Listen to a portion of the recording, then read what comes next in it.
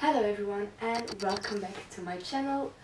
I'm back today with a new video that belongs to my genre of the month series. And as you might know, this month it's classics time. Let's talk about Jane Austen. She's my favorite author and her work deserves some praise. Many movies and TV shows are made. Everybody seems to love her novels, but why? What's so great about her? I wanted to find out, and I have read all her work in the order that she has written it, which I thought was very interesting because it showed a new and very interesting perspective. Her books have been one of the first classics that I have read. And there are some things which makes a typical Jane Austen novel. It's always about romance, and the thing in her novels is that her characters shall always get the happy ending.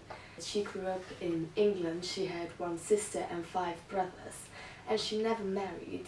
I think she was engaged for about one night, but she never married, and her father and her brothers have always taken care of her. Her brothers had done pretty good for themselves. The thing she didn't have as much is that happy ending, and I think maybe that's why she put it in all her novels. What I'm going to do in this video is discuss each book in the order that she has written it and tell you what I liked about it and what I liked less about it. So let's get into the video. Sense and Sensibility is the first novel that Jane Austen has written, and it is one of my favorite Austens because you have these 3 sisters and their mother, and they are forced to leave their house and they go about living in the country. And they were used to such luxuries, such wealth, and now they have to cope with much less. It focuses primarily on Marianne and Eleanor Dashwood, and they couldn't be more different. And I like seeing the way that these characters, they're sisters and they love each other, but how they react so differently in situations. And while reading this book, in some situations I would relate more to Marianne, and in some situations I would relate more to Eleanor.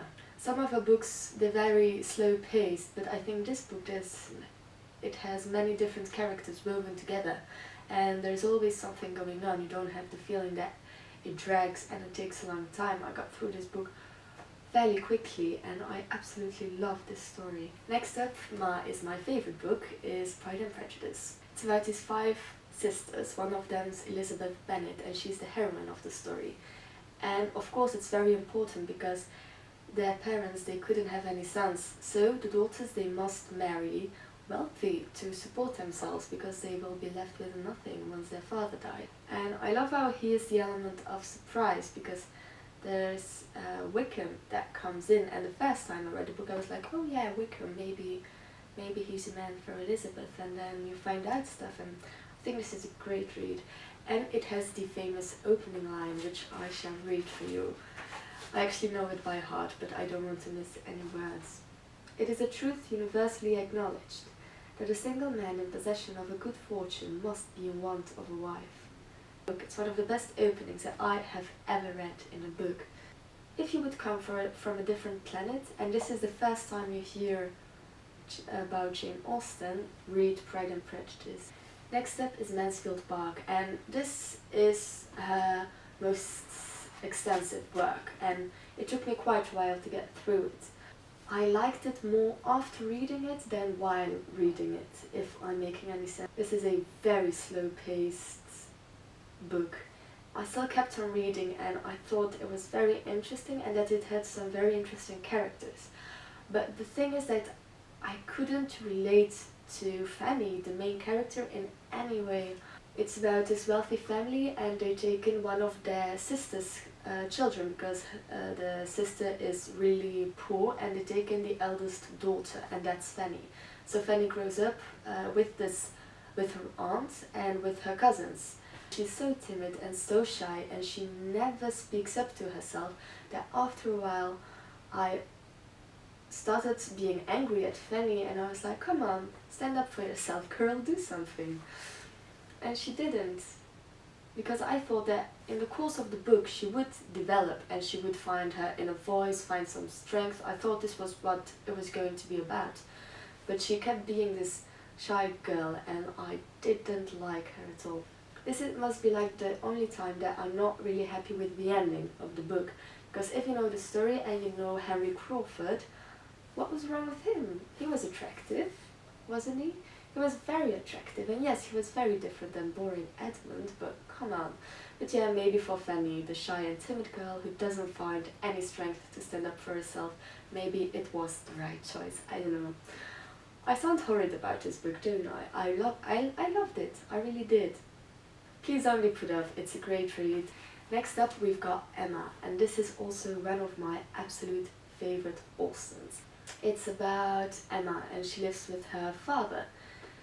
And she has never traveled, never seen anything of the world, only in her small village. But they're a wealthy family, and she's happy. She takes pleasure in finding husbands for her friends, but not seeing what's actually good for her. And she is resolved on never getting married. It takes such a long time for her to realize that she has a heart too, and that she has feelings too, personally. This is a really funny book, actually, because classics aren't dull, they aren't boring. I think this is her funniest book that she has written, yeah. Next up, we got Northanger Abbey. And for those of you who want to read an Austen but are intimidated, I would recommend this one. I think this is the shortest one and the quickest one to read, because it can take a while to get through. And I liked it, but at some point I felt like it had something less than the other. Yeah, this book is about Catherine. Catherine is the heroine here. She was quite a tomboy growing up, but she goes to Bath when she is 17 with her family, and she meets a group of friends and of course a boy that she likes, and they do all these things. And I think this is her book that is the easiest to read for someone who isn't used to classics. I did really like this too. I liked Henry a lot, because he was quite different from the other suitors in Jane Austen novels. Last but definitely not least, we've got Persuasion. And I've absolutely loved this book. I finished it a couple of months ago, and I'm looking forward to rereading it. In fact, I think I will reread all of the Jane Austens. It's about Anne Elliot, and she fell in love with Frederick Wentworth. She came from a very wealthy family, and because they didn't approve of the match, she had to decline his proposal when he asked her to marry him. But now, years later, he came back and he's a captain. He has made quite a success for himself, and he now has a lot of money. But of course she had refused him, and he came back and she had grown quite dull. She wasn't her energetic self anymore after losing his love and losing Frederick. And now he's back and he's looking to settle down and marry someone, and he's interested in her friends. And she's like, oh no, he doesn't like me anymore, and this is how the story unfolds. It's a quick read, but I think this had something more. It had that feeling that Northanger Abbey didn't have. For those of you who are just getting used to classics and want to read something easy, I would recommend Northanger Abbey. For those of you who like to read more about sisterly bonding and the diversity between siblings, read Sensibility. For those of you who enjoy a bit of a challenge and who are if you want to read about a girl who's very introvert and very shy, read Mansfield Park. For those of you who like the element of surprise, go for Persuasion. For those of you who are looking for something a bit more funny and that's set more around friends and how friends can maybe turn into something more than just friends, read Emma. And for those of you who haven't heard of Jane Austen, or who want to read one of her books and you don't know which one you want to read Pride and Prejudice. It's my absolute favorite. It's my baby. I hold these words so close to my heart. Okay, so I'm wondering, have you read any of these books or multiple? What are your favorites? What do you think about Jane Austen? And which one would you look forward to reading? I hope you guys enjoyed this video. I really did, because talking about Jane Austen really brightens up my day. I really love thinking about her stories. I'm in my last year of college and I'm doing a big paper on Jane Austen's work and about the role of the women in this period of time. So I might do a video about that when I finish my paper, and it's about Jane Austen being such a strong womanly figure in that time and writing these novels in a period where a woman wasn't even supposed to write, and how she has these strong female characters, and I absolutely love it. Like this video if you liked it, comment down below which is your favorite Jane Austen, or if you haven't read any, which one you would like to read. Thank you for watching and bye bye!